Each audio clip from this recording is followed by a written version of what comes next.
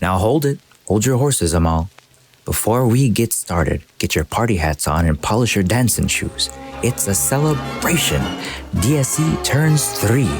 The festivities take flight with our cake and coffee style conversation and hits the heights with some fiery tunes and on a high note. Are you ready?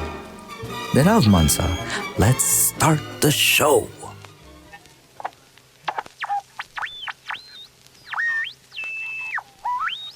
Dead Scared Entertainment takes pleasure in presenting Verda Darano, a journey into the phantasmagoric lands of folklore, literature, theater, and film. In the centuries-old tradition of the Romani people, we bring to you stories of superstition, fantasy, and adventure. There's no turning back. The Verda approaches.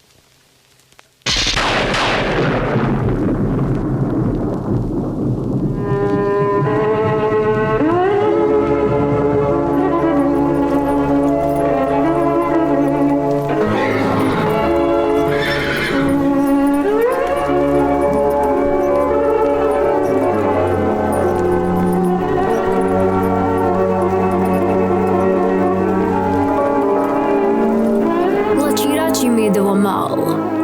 Good evening, friend. I'm Esma Kallai. See, I told you you'd get lucky one of these days. You caught me in between destinations. Where am I headed? South. In this case, Fantabulous Florida. Surprised? Well, what did you expect? I spend all this time between worlds. I could use a little humidity in the ocean breeze. You need to leave the fog to appreciate it, no? But listen, Shunman, I'm making this little trip to visit a friend of mine. The regular cast of creeps I spent time with beyond the known all had something to say about this next excursion. They adevel had to put themselves in my business. But a good friend is a good friend, and I'm not one to deny living in my truth. Neither is he. Who do I speak of? Florian Tacorian, a beacon of truth in a world designed against us. In fact, we live authentically in spite of all that crosses our paths. Why? Because we are the forces to be reckoned with. The names whispered that tremble the earth. Legends among men.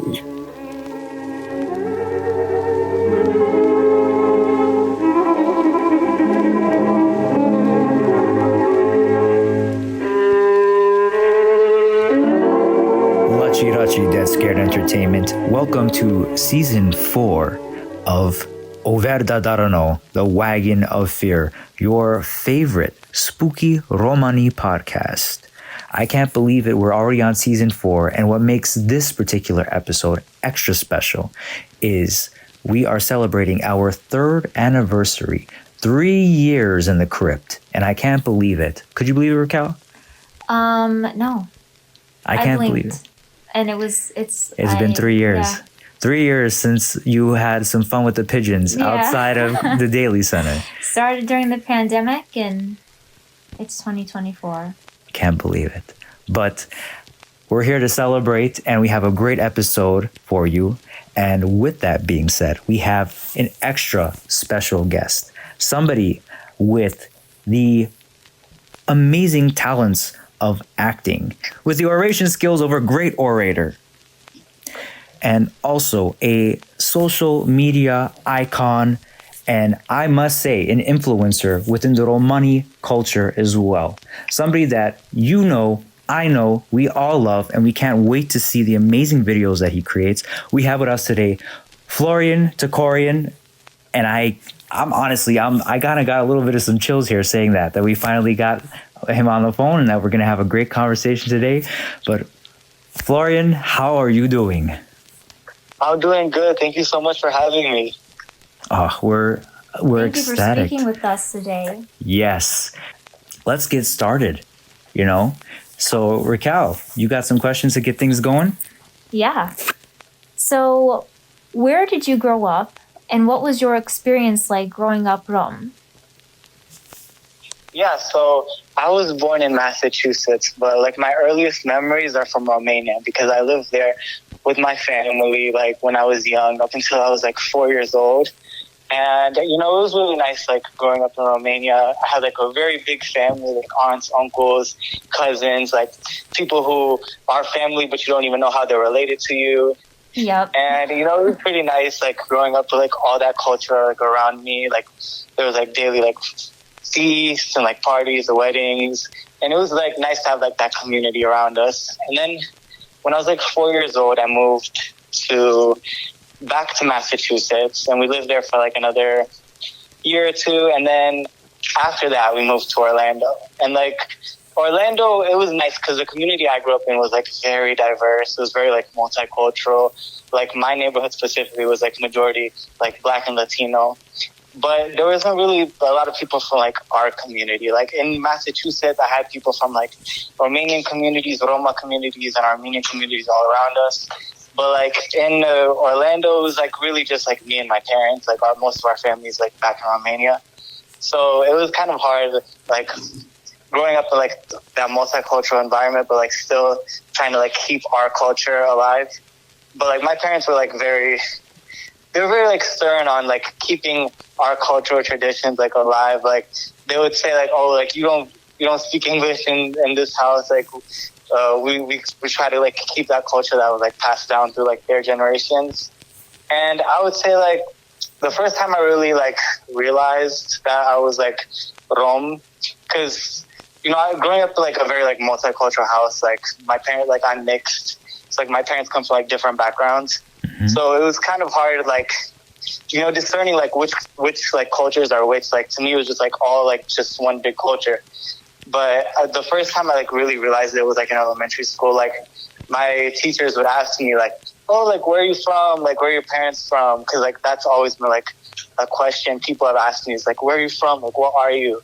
Because I look like very ethnically ambiguous. My name kind of, you know, gives away that I'm not American. Right. So Right. yeah. So they really said, like, where are you from? And I was like, Romania. Like that's usually what I said because like I was young. I didn't really understand the difference like ethnicity, nationality, race. I mean, a lot of people still don't understand that like as adults. So it was kind of confusing back then. And my teachers were like, they were a little confused because, you know, when looking at my parents, it's pretty clear that, you know, they're not from the same place. Like, there's a pretty big difference between, like, them, you know, typically. So they were like, oh, like, but where's your dad from? And I was confused because, like, I didn't understand the difference between, like, nationality and, like, where people were born. And he was born in Turkey. So I was like, oh, Turkey. And they were like, oh, yeah, that makes sense. But, you know, I'm definitely not Turkish. So the first time I really, like, understood, like, you know, like the oppression of like being Roma and like our history was like when elementary school we were learning about like the Holocaust. And, you know, there was not a lot about Roma, but like I remember specifically like one passage was like, oh, there was this one like gypsy girl and like the whole story was not about Roma. It was just like this one like gypsy girl, like a passing mention that they were also targeted. And I remember like seeing that. I was like, oh shoot, like I'm a gypsy, like people were out to like get us, like this could still happen. So I remember like going home to like my mom and being like, oh, like I'm like people are out to get us, like I'm scared. And she's like, no, it's okay, like all of that was in the past. But you know, besides that, like I'm growing up was like it was pretty nice. Like I grew up around a lot of different cultures. Like I had friends who were like from China, from Haiti, from the Arab countries, from Brazil. A lot of Brazilians in my neighborhood too. Wow. And I think the first time I really got to like experience like anti-Roma racism, like firsthand, was like at like 13 years old. I went back to Romania for the first time in like 10 years. And that's when I really felt like, oh, there's like a huge segregation like Romanian society. Like I remember my parents telling me like, oh, you can't, like I would see like Romani people and I'd be like, oh my God, they're Romani just like me. And they'd be like, oh, no, you can't say that. You can't call them Romani because they'll get offended. Even though I was like, they're clearly Romani. And it's like, because people would hide their identity because it's like such a big social stigma in Romania to be Roma. Yeah. So that really made me realize like, oh shoot, like it's, it's all, not just all like the fun cultural aspects of it. And I think like after that, I really started to like get into my culture more and get into, just learning about my history and learning the language a little better and, showing that pride in that culture because I saw like how it was like, back home. Got you. Wow. That was amazing. And the fact that, to be honest, this is the majority of the Roma that we've had on the podcast are either in some ways they were born in America, maybe parents from Europe, or generations like ourselves, born here in America and just remain in America. And it's just so refreshing to finally be able to talk with somebody who not only has the American experience of being a Rom, but also seeing the European side of being a Rom. And like, what would you say, like, were some of like the bigger differences between being a Rom in Romania as in comparison to like being a Rom in America? Yeah, I mean, it's much easier to like blend in here in America. Like, I remember like when I was in middle school, like, of course people would ask me like, oh, what are you? Like, where are you from? Like, that was a constant. But like here I could just say like, oh, I'm Puerto Rican. Like, people just assumed I was Puerto Rican because there was like a lot of Puerto Ricans in the school. Yeah. And I like kind of fit that stereotypical look. So people just assume that, or like people just assume like my dad was like Hispanic and stuff like that. So it's a lot easier to like escape like that specific like anti-Roma racism stereotypes. Like, it's just like generally like, oh, these are, like ethnic people, but it's not like specific anti-Roma stereotypes that you're like held down with. Like in Romania, the social stigma is so like, it's so deeply ingrained in society. Just knowing that someone is Roma, like you can know someone for their whole life and like have the highest opinion of them. Oh, this is like the most hardworking person. I trust this person with my life. And you find out that they're Roma, and then no, it's like this person. Like, I'm going to have to hide my wallet now. Like, people really believe like it's ingrained in your blood to be like a thief or something like that. Like, those are like common things in Romania.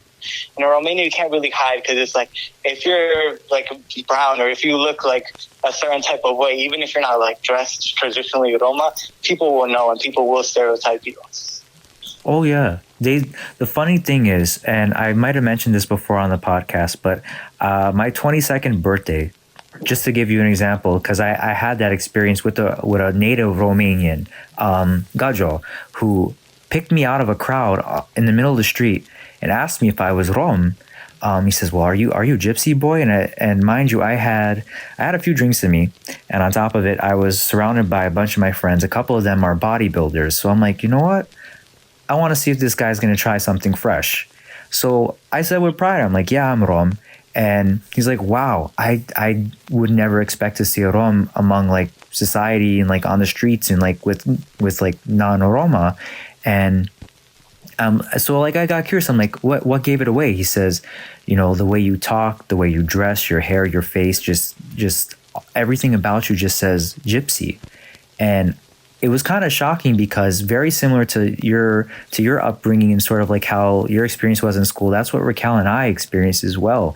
Very much where we had to just say, oh, we're Hungarian, or especially here, like in Chicago, even though we have a gigantic Latino community here, the safest thing for us to say was that we were Italian as well. That's very much like the easy kind of, scapegoat from essentially saying that we're straight out Rom.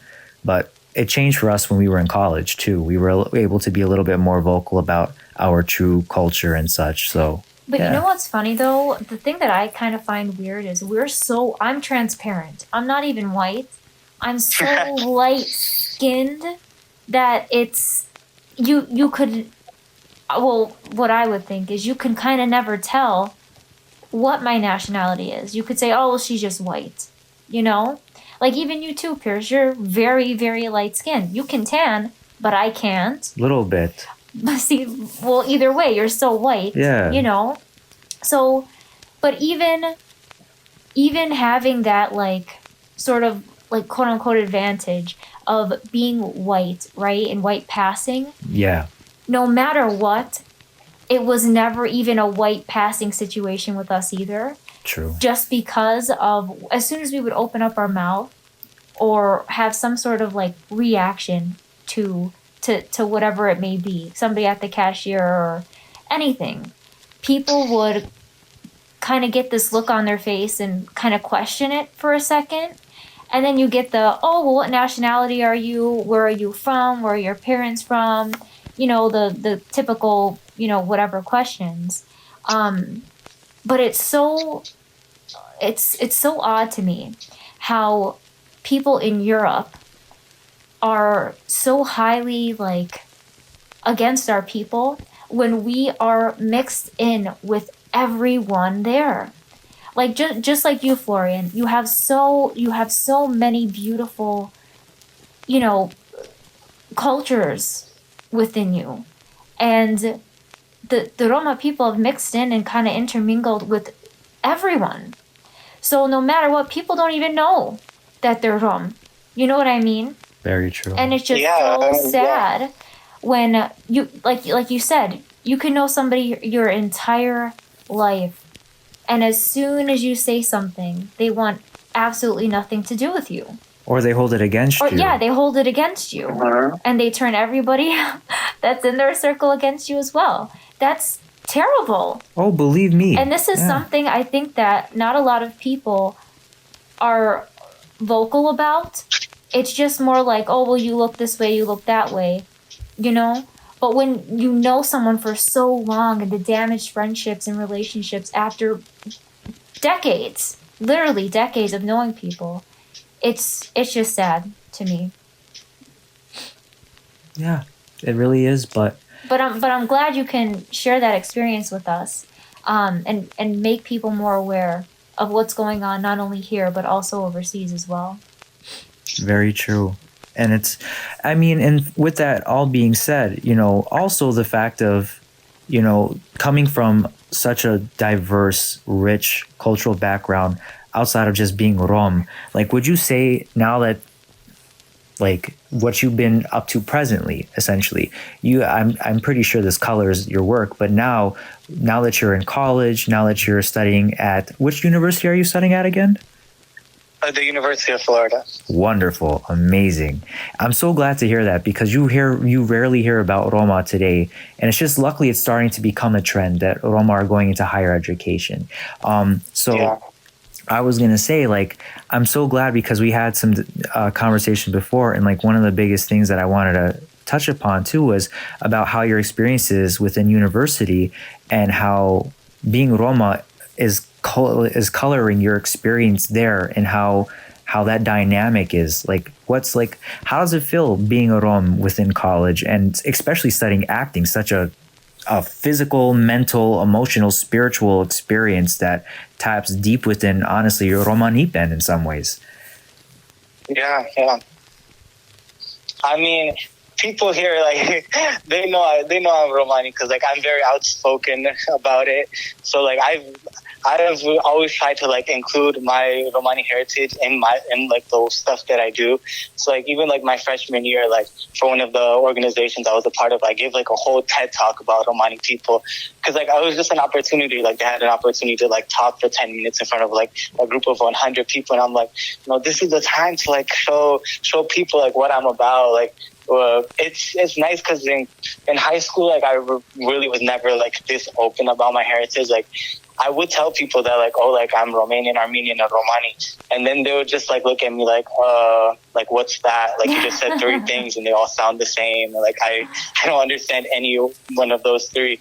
So it's nice now coming to college where people can like are a lot more educated, and I can say like Romani, and they'll be like, oh, even if they don't know what that is, they'll be like, oh, well, like what's that? Like, can you explain that? So it's very refreshing to like be in a space where it's like I can like teach other people about my culture, and like, you know, feel celebrated for it, not feel like I'm like the odd one out, for even though like I have not met like a single other Rom here at university. So it's kind of hard like not having that community, like not even like in Orlando there is a lot of Roma, especially now.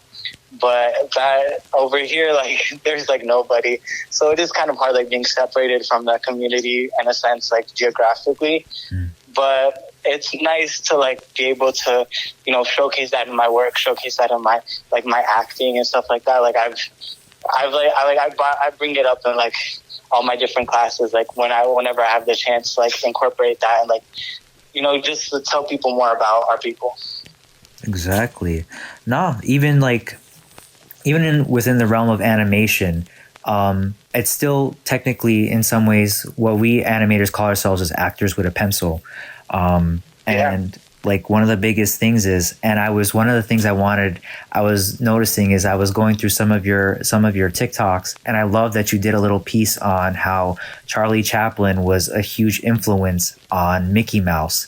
And it's kind of funny how a lot of people are still clueless that Charlie was Rom. And like one of the things that I always colored my work in, even if it meant staying up a couple extra hours, was putting a little bit of that characteristic, that, you know, the little gestures that we have, maybe our phrasing if I was doing voice acting of some sort, because it's so much a part of the heart and soul of how we express ourselves. We're truly creative people deep down, whether that's just because of our hearts or whether that's because that was our easiest way to deal with the trauma and the issues that we dealt with on a daily basis, you know, from centuries ago. It's just one of those things that it's hard not to tap into.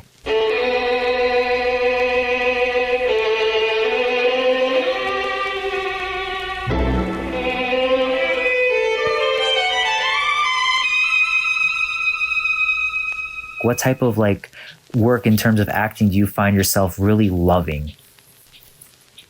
Yeah, I mean, I would never like want to be typecast like, oh, he's gonna play like a Roma character, like he's gonna play like the gypsy or something like that. Like I really do like, you know, playing a diversity of characters. Like when I audition, like I don't specifically go for like Romani characters, even though if there is a Romani character, like I will audition for that.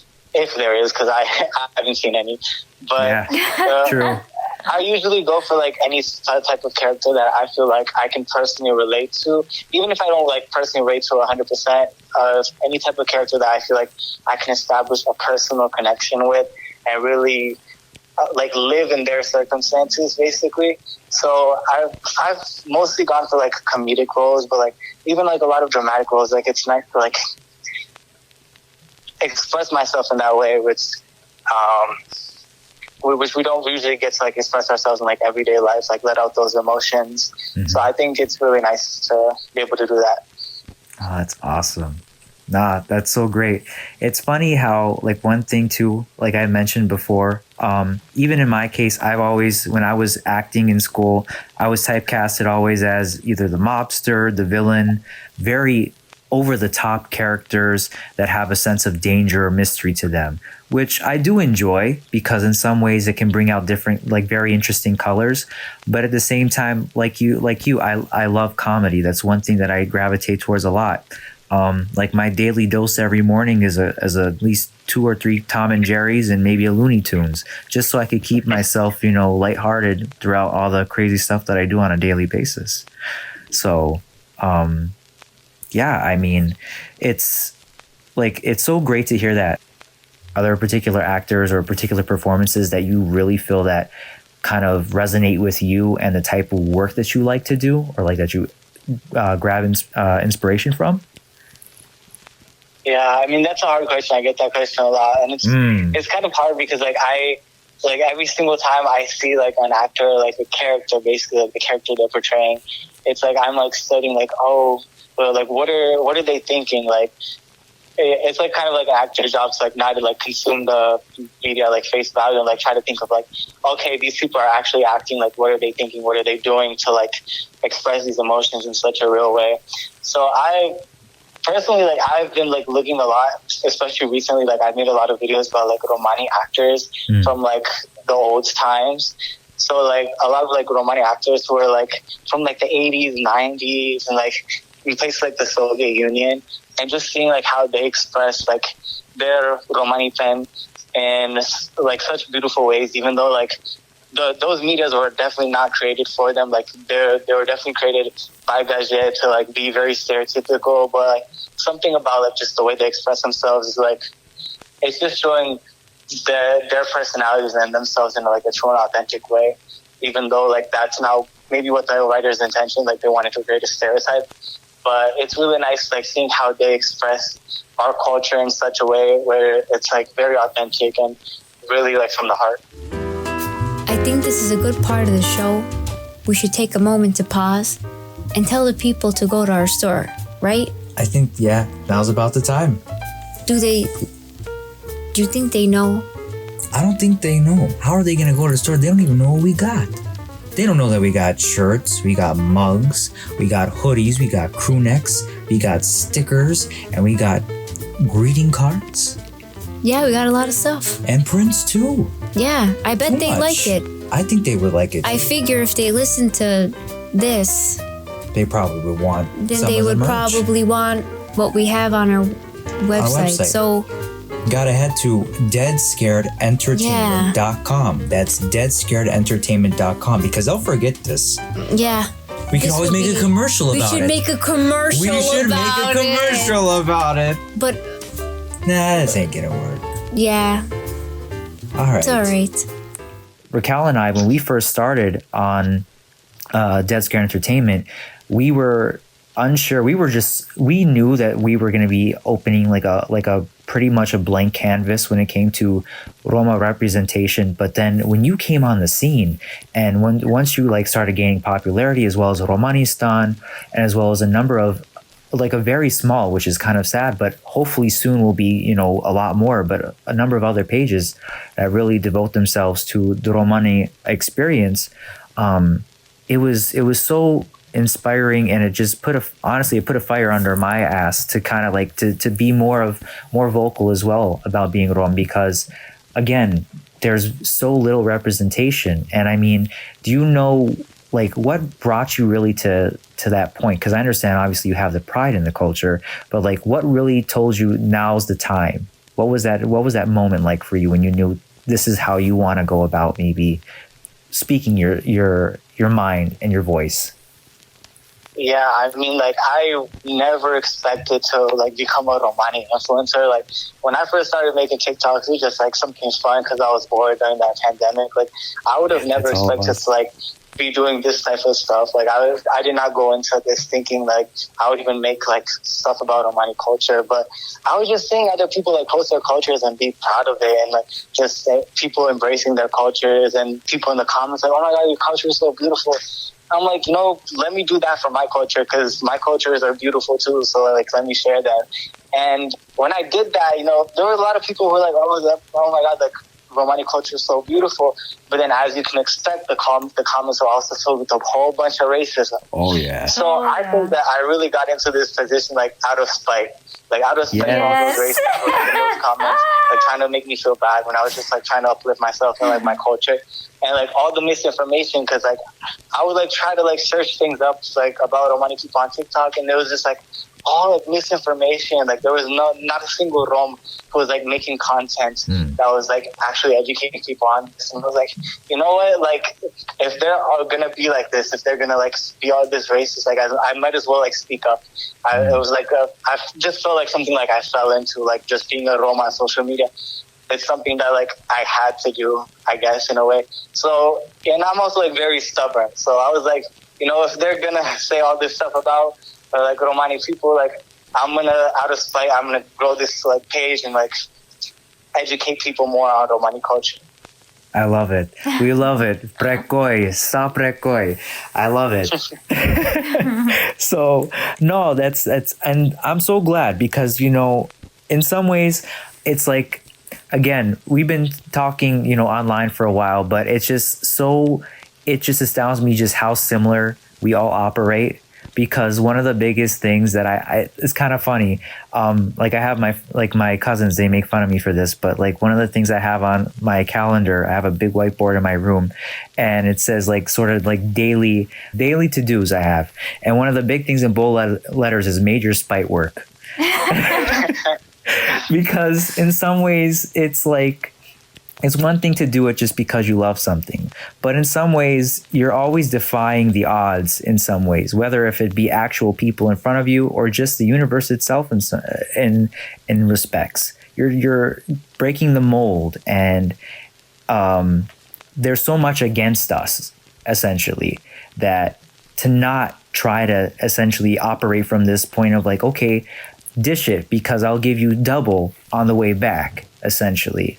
And the fact that you've been able to withstand all the haters, all the terrible comments, probably the terrible messages, because we got a bunch. I'm pretty sure you probably got a gigantic amount from multiple, but mind you, multiple Vitsas too, I'm pretty sure of as well.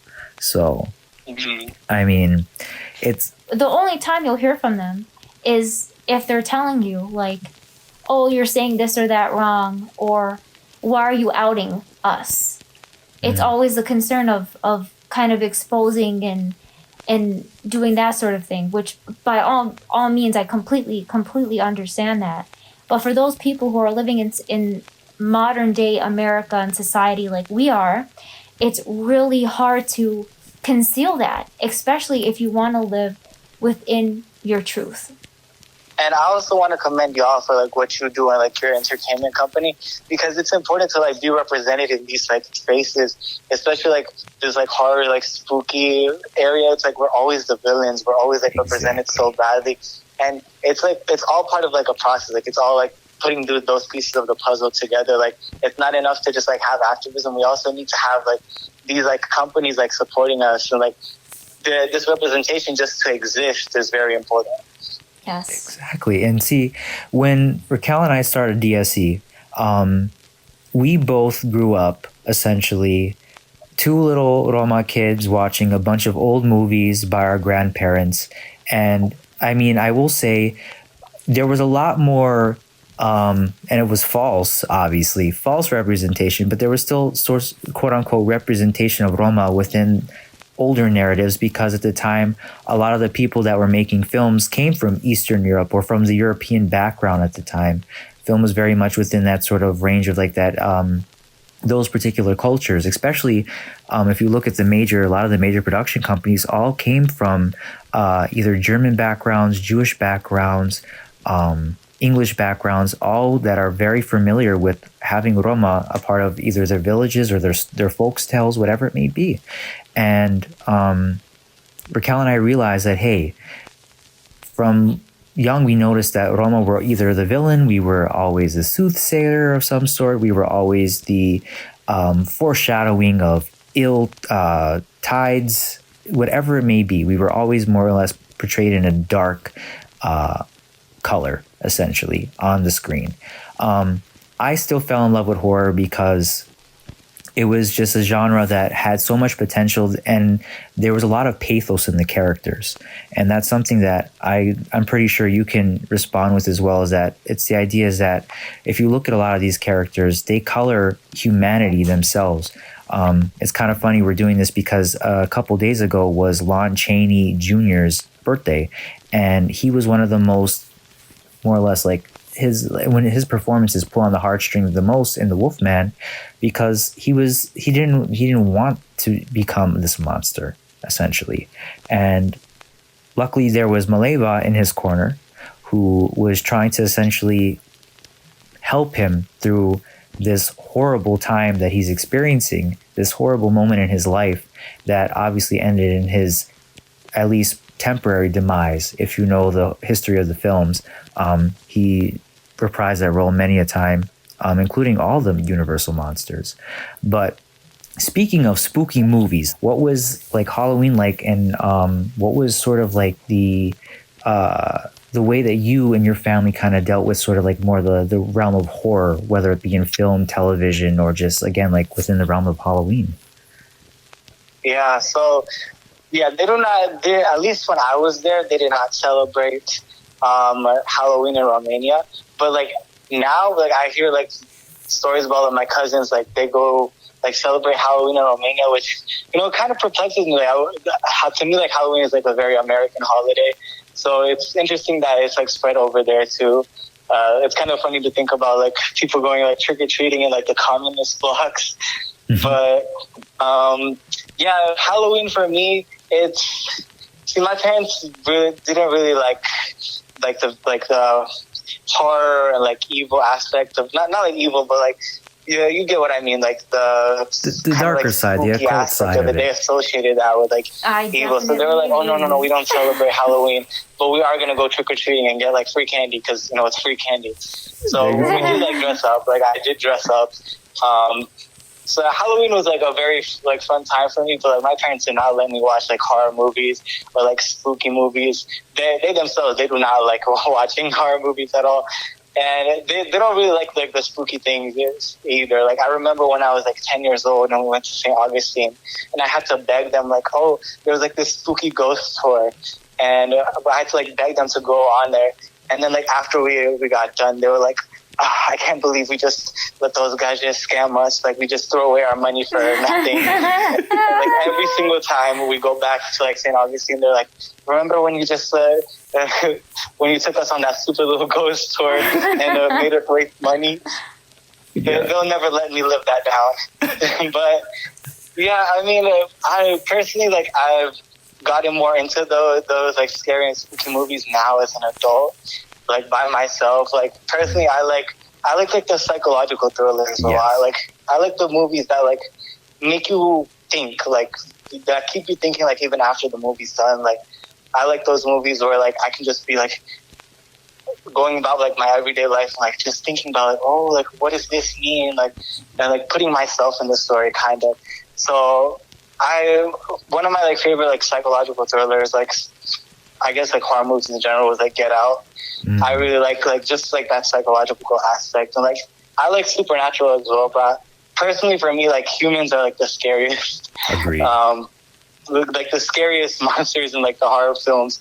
If it can be like a werewolf, like a vampire, or witch, or anything, like I won't get scared. But if it's like an actual human, like, oh, this could actually happen, that's like the most like that's like top tier horror for me. Got you. Yeah, no, that's one of those things. That's why, I mean, and this is something that if you have seen his films, it's great, and you and I could probably talk for hours about it. But if you haven't, you should definitely check out Alfred Hitchcock's just films in general, because they deal with sort of that human condition of what if, and just how monstrous the human can be. Have you seen any of his films? I hope you have. I probably have, but I don't know for sure. Got you. Well, then in that case, after this phone call, I'm going to set you up with a list, because some of the performances are amazing. Cinematography is absolutely gorgeous. And the storylines definitely within the realm of psychological thriller. There's a reason Hitchcock is known throughout the globe as one of the masters of horror.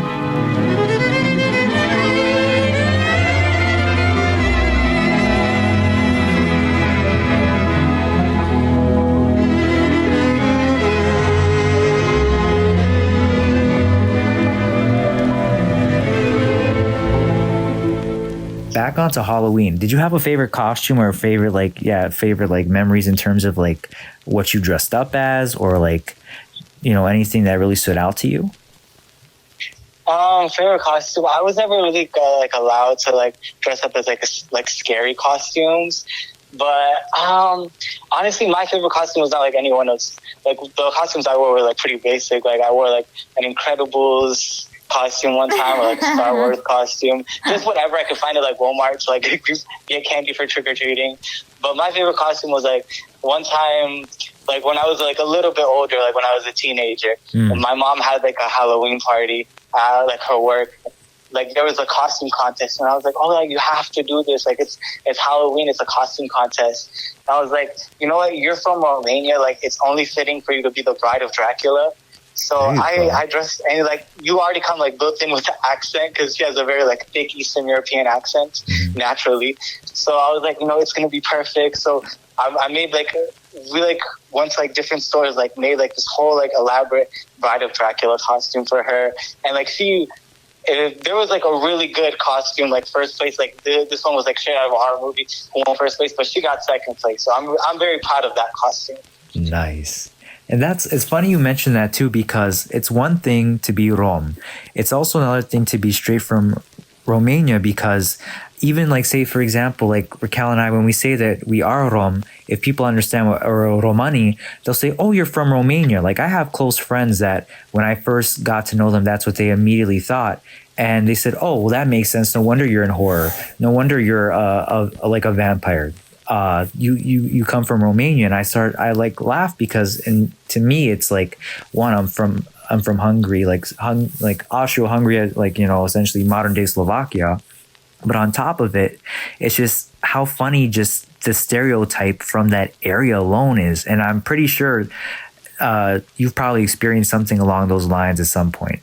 Have you not? Like, Yeah. like that stereotype about vampires in Romania? Yeah, I mean, I went to I've been to Transylvania, and like Dracula's castle. Technically, I guess like he stayed there for like 6 months, but they like advertise as like Dracula's castle, like, oh, it's like so haunted, and like everybody wants to go there because it's like that's like the first thing people think of when like they think of Romania as like Dracula's castle. And I mean, to me, it was not haunted, but a lot of people say it's haunted. I like to think that the reason I didn't see like any like bad spirits or anything is because like Dracula like hated Romani people. Like he had us as slaves. Like he tortured them. So I'm thinking that he's being out here tortured by all those Roma souls, and they saw me and they're like, "Oh, that's a Romano shovel right there. That's one of us. But we'll let him be." Exactly.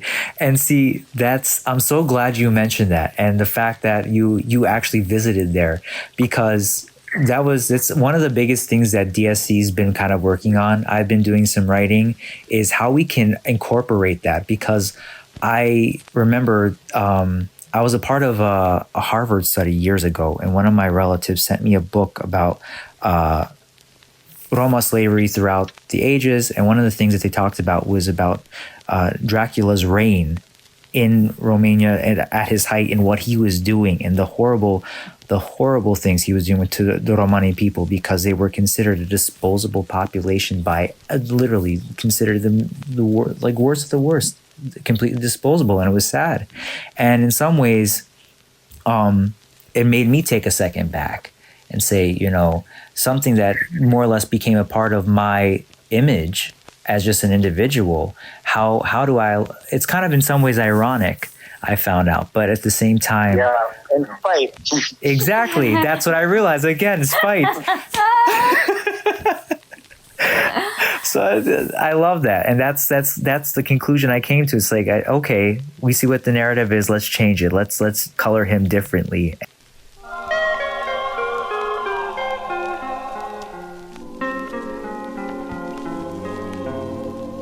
I know you come from a very much like your household is very traditional Rom. Are there any particular superstitions or beliefs within your family, potentially ghost stories or stories that might be worth mentioning on sort of like the more chilling side? Yeah, I mean, I would say like my parents say they're not superstitious, but like they act very like superstitious when it comes to like, oh, like we don't believe. They'll say like, oh, like we don't believe in superstitions. Like we believe in God.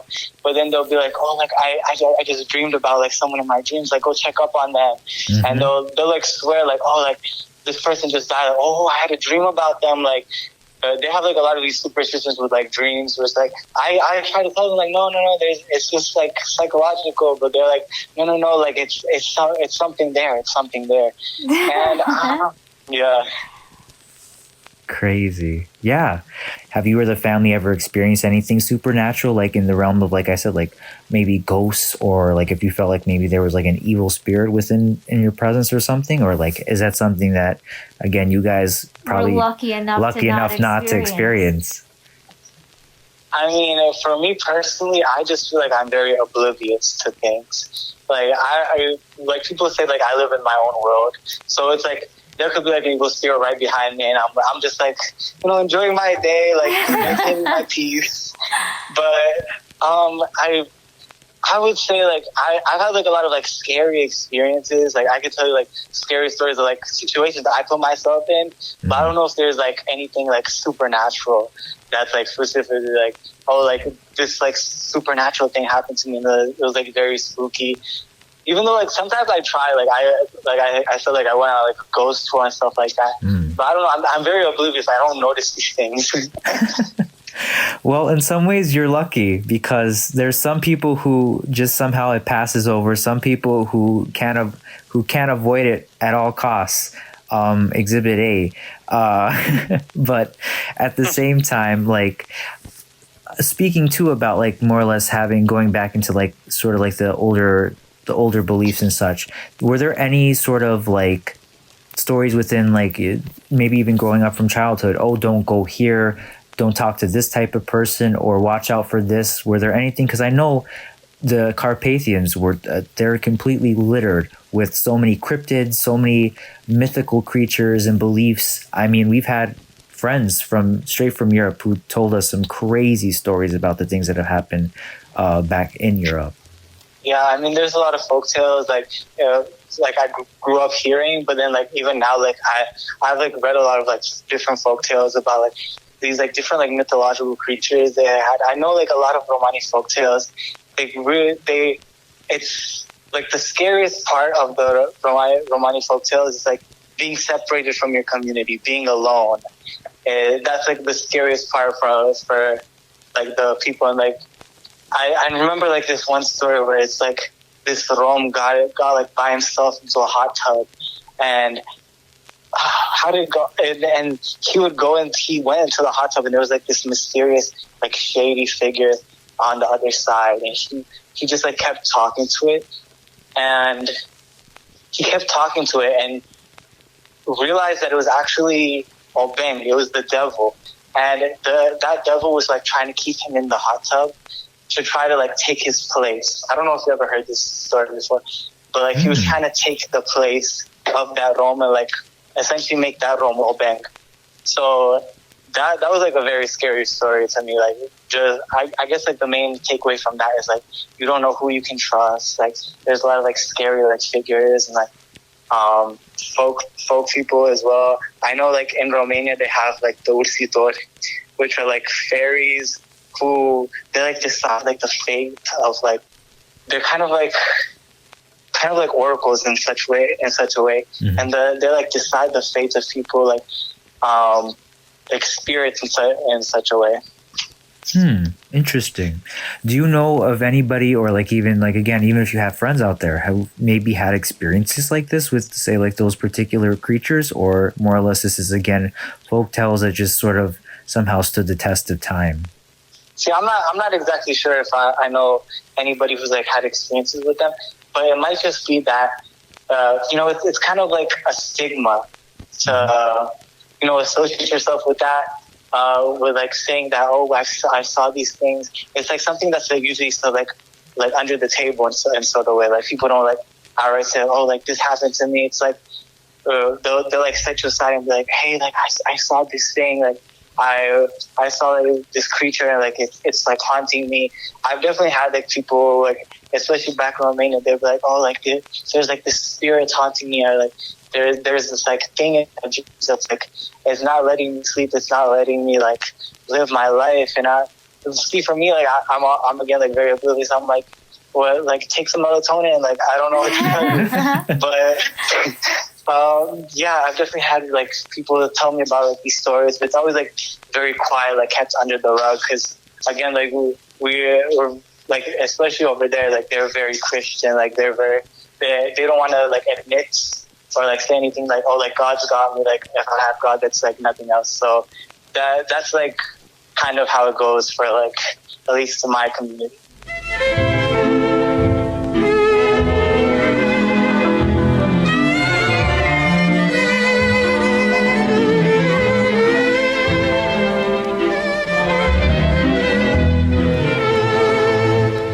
Do you feel that the Romani people do have sort of a connection to an energy beyond our comprehension, or within the realm of the supernatural? And do you feel essentially that is something that is in some ways exclusive to the Roma, that we have more of a ability to tap into?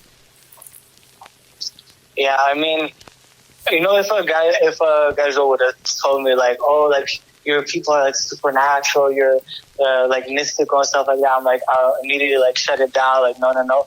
But like, I truly believe that we do have like this connection. Like I would say like, of course, because like just looking at our history, like looking at the positions we have like been in, yes, these are stereotypes. Yes, it's very stereotypical in some sense, but like there is a reason for this. Like we have historically, performed like these sorts of like divination and stuff like that. Like I always say, like I would not trust like Dabarimos from like anybody else except Roma.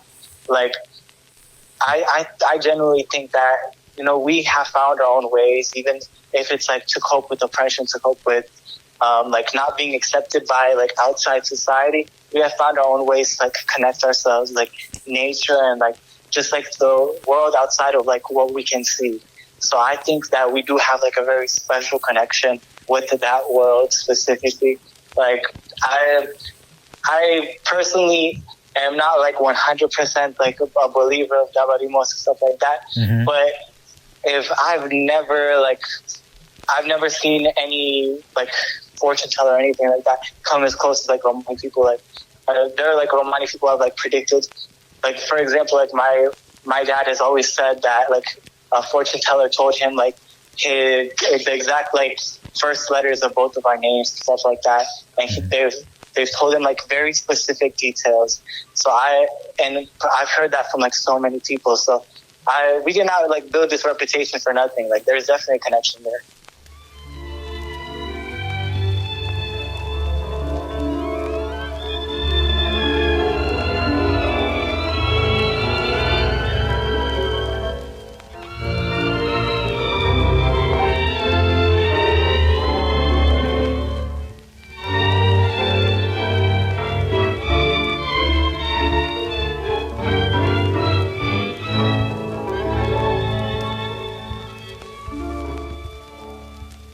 Raquel, you've got a couple questions kind of to round this out. And then, again, so far it's been nothing but an absolute pleasure talking with you, Florian. I swear, just the fact that we finally have somebody on the podcast who's been to Dracula's castle too. Right. There we go. Check off the list too. So we're gaining ground here today. That's for sure. But yeah, we're poor. We can't get there. Say, like, what were you saying, Florian? Face of like richness, or like wealth. I'm buying Dracula's castle because it's for sale. Like out of spite, I'm not gonna have a Roma on Dracula's castle. Well, when you do that, you better give me a call so then I can at least move in. Bring a couple of things here and there. Don't worry, we'll make. Look for Dracula. Yeah. There you go. Don't. Yeah, you let me know. I'm moving right in with you in that case. There's probably enough rooms. Split the rent. Yeah, split the rent. So go ahead, Raquel. Last question that I have for you is maybe a statement, or if you want to kind of tell our viewers any closing thoughts or any advice or comments that you have for our Romani people and our listeners that you might have not gotten across maybe in some of your videos, but something that you can tell our viewers here in the entertainment industry. Yeah, I mean, first of all, I have to say, like, as like y'all were talking, like a black cat just like walked right in front of my path. Like Goodbye. But yeah, I mean,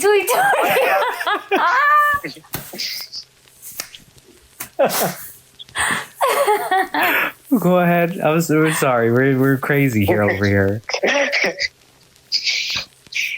Yeah, but what I would say is, to the Roma, like to the Roma who are listening, like I know that it seems like easy to like hide that identity. Just like say you're another like race, another ethnicity. Like I've been there before. I've been in those shoes.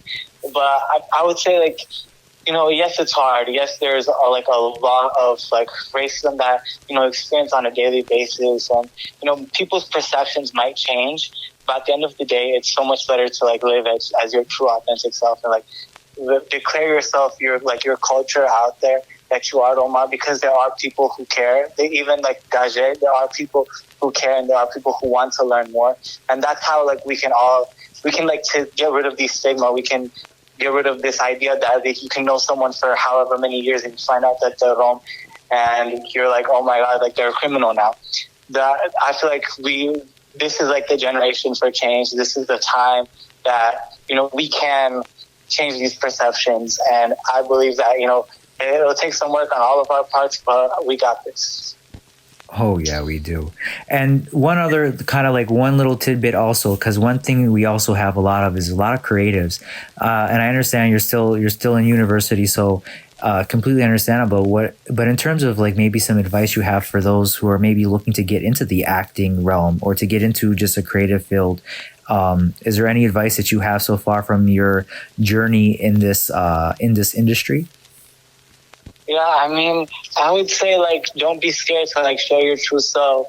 I mean, I'm still, like, getting started, so, like, I could use some advice, honestly. But, yeah, that's, like, my number one thing is, like, all, like, the opportunities that I've been afforded so far is because I have, like, been able to, like, take that leap forward and, like, declare myself and, like, my people, like, now, how do I word this? I would say, like, yeah, I mean, I would say, like, don't be scared to, like, be seen as, I don't know, in a way, like, aggressive. Like, I feel like Roma, we oftentimes, like, are taught to, like, tone it down. Like, don't be seen as too loud. Don't be seen as, fitting that stereotype. But what I would say is, like, don't be scared to, like, be loud and proud about your ethnicity, like, and stand firm in, like, your beliefs, like, stand firm against anti-Roma racism. There you go. That's amazing. And it's a great way to end it because in some ways it's all about speaking the truth. And now's the time where we can shine that light on the truth of ourselves and our people and the things that we truly care about most, the things that we find that need to be empowered, the messages that need to be brought up. So again, Florian, this was an amazing conversation, probably first of many, because now that we've kind of cracked open the gates, there's so much that just as like being in the industry, I guarantee, can't promise anything just yet, but at the same time, I have a feeling we'll be doing a lot of work together. Now that I know that you're in the same realm, you're in the same bag as Raquel and I, so it would be great to definitely not only do a podcast with you, but maybe even more than that. So that would be awesome. Some voice acting, perhaps? Dot. Definitely. Something along those lines. So, like I said, it has been a privilege and a pleasure to talk with you. And we can't wait to hear all the great things, see the great videos that you create. And you could so where can people actually find you now that maybe if they're brand new to you, where can people find you? Yeah. So I'm on TikTok and YouTube at florida.florian. And I can say Romanes too, like... Go for it. Romale, te cameste pinjares mai but pa mari historia, da citara kesman pe TikTok, YouTube at florida.florian. Beautiful. Beautiful.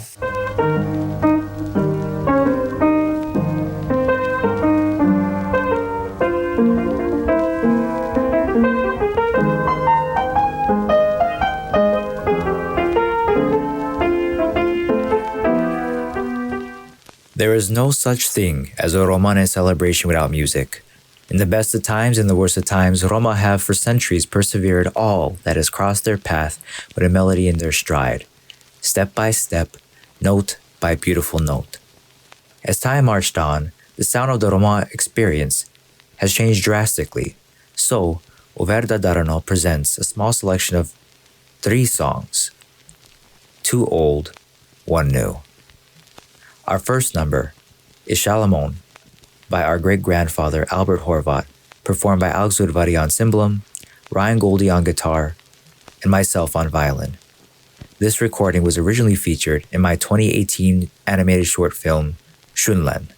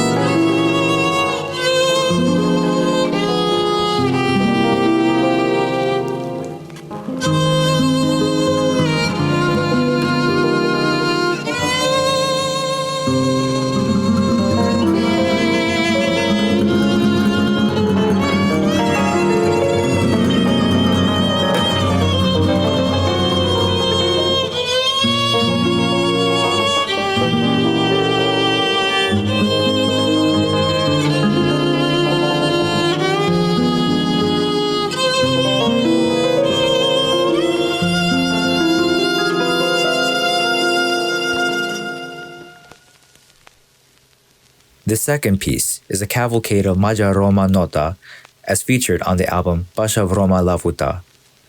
Our musicians featured are George Baci on violin, Alex Udvari on cymbalum, and the late but legendary Billy Rose on guitar. I dare you to try and sit still during these tunes.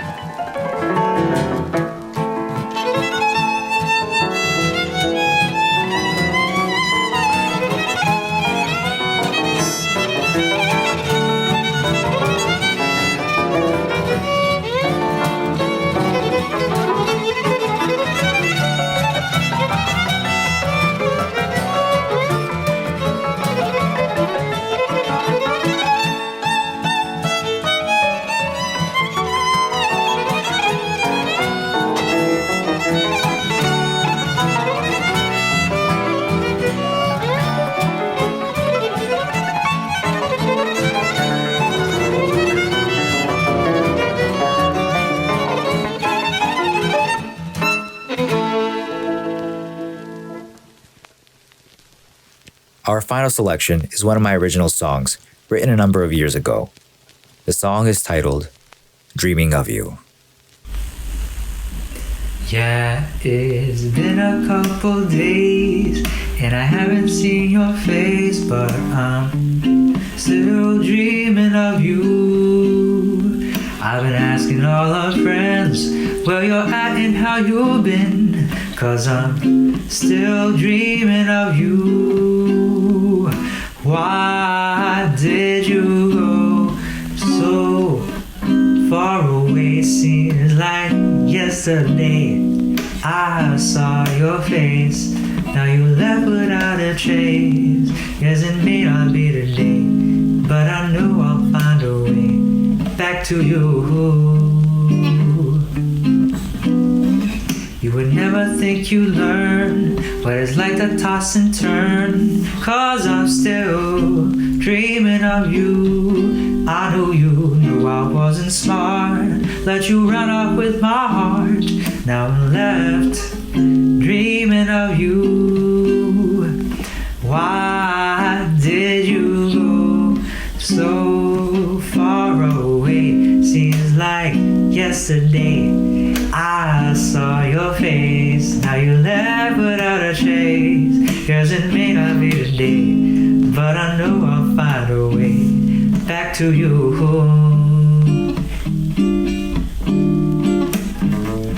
Oh, what did I say or do to make you go? Why did you go? Give me the chance to hold you one more time. You're the dream that slipped away, the girl that haunts my mind. You would never think you learn what it's like to toss and turn, 'cause I'm still dreaming of you. I know you knew I wasn't smart. Let you run out with my heart. Now I'm left dreaming of you. Why did you go so far away? Seems like yesterday I saw your face. Now you left without a trace. Yes, it may not be today, but I know I'll find a way. Yes, it may not be today, but I know I'll find a way. Yes, it may not be today, but I know I'll find a way back to you. Back to you.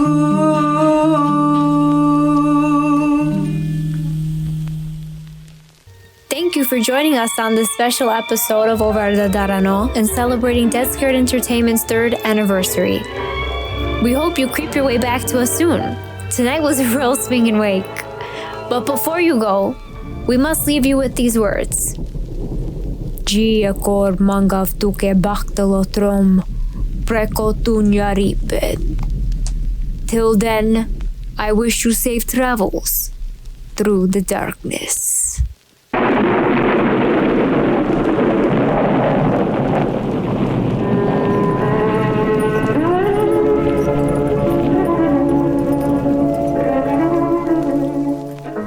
This broadcast of Verda Darano was brought to you by the talents of Pearson Raquel Horvath, creators of Dead Scared Entertainment, with the help of Biroshka Raj.